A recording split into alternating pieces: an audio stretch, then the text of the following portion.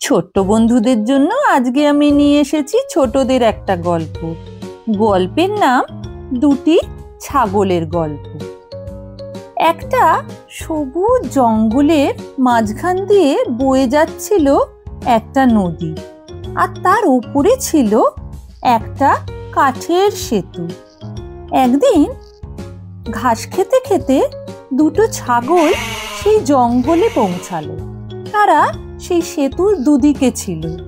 তাদের হঠাৎ মনে হলো সেতুর অন্য প্রান্তে অনেক বেশি সবুজ ঘাস আছে। সেইটা খাওয়ার জন্য তারা দুজনেই সেতুতে চড়ে উঠল। সেতুর মাঝখানে যখন এলো তখন কেউ পথ ছাড়তে চাইল না।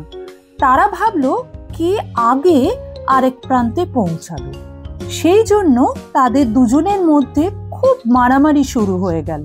কেউ কাউকে পথ ছাড়তে চাইল না। মারামারি করতে করতে তারা দুজনেই জলে পড়ে গেল।